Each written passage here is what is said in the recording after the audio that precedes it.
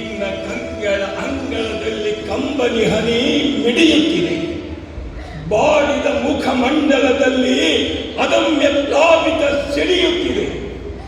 ಅಮ್ಮ, ಈ ನಿನ್ನ ಕಂಬನಿಯ ಜಲ ಗಾವಾಂಧಲವಾಗಿ ನಿನ್ನ ಕಣ್ಣ ನೆಲೆಯನ್ನೇ ಹಚ್ಚಬಿಡುತ್ತಿದೆ. ಈ ನಿನ್ನ ಅಳಲು ನನ್ನೆಲೆಯ ವೀಣಾ ತಂತಿಯನ್ನು ಅದಾವುದೋ ಉಗ್ರ ಶಕ್ತಿ ತನ್ನ ವ್ಯಾಪ್ತಿ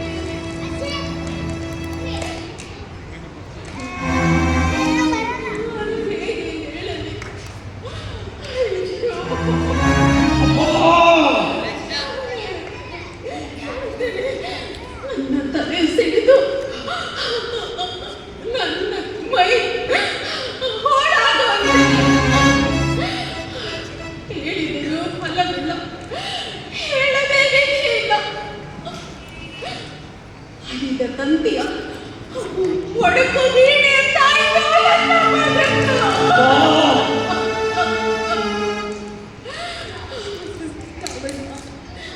ನಾನು ನಿತ್ಯ ಆರಾಧಿಸುತ್ತಿದ್ದ ಸಂಗೀತದ ಲಿಂಗ ಭಗ್ನವಾಯಿತು. ಕರಾಳ ಕಡಲ ಸುಳಿ ಮಡದಿ ನಾ ಪಾಲಾಯಿತು.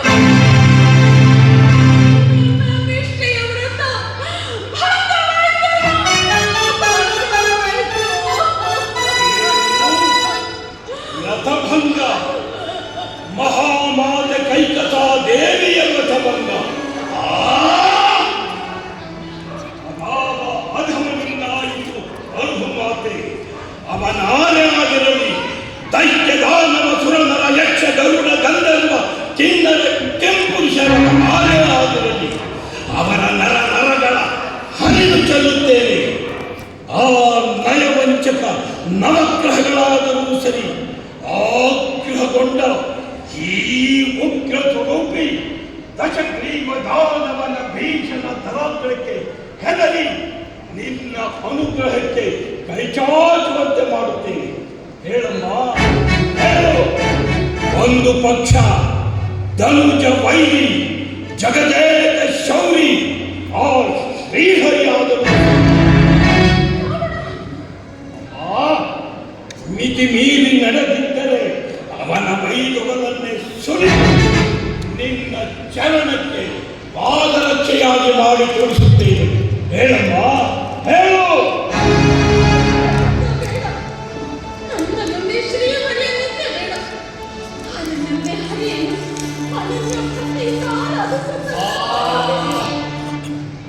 ಶಾಂತಂ ಪಾಪಂ ಶಾಂತಂ ಪಾಪಂ. ಅಮ್ಮ, ಮಹಾಮಹಿಮನಾದ ಮಹೇಶ್ವರನಿಗೆ ಮೈ ಮಡಿಸಿ ನಮಿಸಿದರೆ ಪರಂತು ಮತ್ತಾವ ದೈವಕ್ಕೂ ಮಣಿಯಲಾರೆಯಿಲ್ಲಂತೆ. ಅಗಜೇಶನನ್ನು ಅಹರ್ನಿಶವು ಆರಾಧನೆಗೈದು ಅಖಂಡ ಶಕ್ತಿ ಸಾಮರ್ಥ್ಯವನ್ನು ಗಳಿಸಿ ಇದೀಗ ಮಾಯಾವಿ ಹರಿಯನ್ನ ಸ್ಮರಿಸಿದ್ದೆ. ಆದರೆ ಮಾ ಹೊಡಿದ ನಿನ್ನೆಲೆಯ ಹಾರೆ ನಿಂತ ನೆಲಕ್ಕೆ ಸಿಡಿದು ಭಾಗವಾಗಿ ನನ್ನನ್ನು ನುಂಗಲಾರದೆ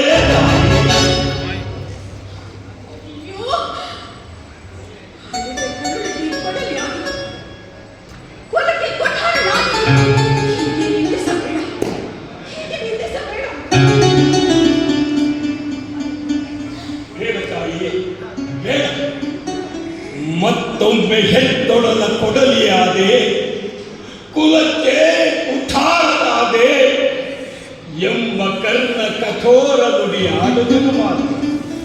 ಅಮ್ಮ, ಮಹಾಮಹಿಮಂಡಲ ನಾಡುವ ಪ್ರಚಂಡ ನಾನಾದರೂ ತಡೆದೊಡಲ ಅಡಿಯಾಡಿ. ಆದರೆ ನನ್ನನ್ನು ಖಂಡವಾಗಿ ತುಂಡರಿಸಿ ಚೆಲ್ಲಿದರು. ಓಂ ನಮಃ ಶಿವಾಯ, ಓಂ ನಮಃ ಶಿವಾಯ ಎಂಬ ಪರಮ ಪಾವನ ಪಂಚಾಕ್ಷರಿ ತಾರಕ ಮಂತ್ರವನ್ನು ನನ್ನ ಕೊನೆಯಿಸಲಿರುವವರೆಗೂ ಕೇಳಿಯೇ ಪರಂತು ಹತ್ತು ಮೀರಿ ಮೆರೆವ ಆ ಹರಿಯನ್ನು ಸ್ತುತಿಸುವ ಯಾವ ಶ್ಲೋಕವು ಈ ಜೋರ್ದಣ್ಣನ ಶಬ್ದ ಭಂಡಾರದಲ್ಲಿ ಇಲ್ಲ ತಾನೇ ಇಲ್ಲ.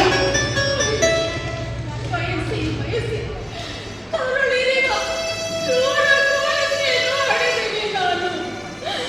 ನಿನ್ನನ್ನು ಹರಿದು ಬಂದು ಬಾಳೆಲ್ಲ ಪಂಚಿಯಾಗಬಾರದಿದೆ ನಾನು.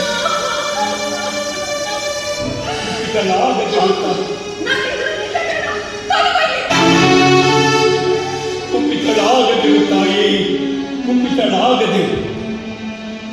ನಾಡಿಗೆ ತಕ್ಕ ಒಡೆಯನಾಗಲಿಲ್ಲ, ಶಿವನಿಗೆ ತಕ್ಕ ಭಕ್ತನಾಗಲಿಲ್ಲ, ತಾಯಿಗೆ ತಕ್ಕ ಮಗನಾಗಲಿಲ್ಲವೆಂಬ ಲೋಕಾಪವಾದದ ಹೊರೆಯನ್ನು ಹೊರಿಸಬೇಡ ತಾಯಿ. ಇನ್ನೆಂದು ಶ್ರೀಹರಿಯನ್ನು ಅಲ್ಲಗಳೆಯುವ ಚಂದ್ರ ನುಡಿಯನ್ನು ಆಡುವುದಿಲ್ಲ ತಾಯಿ.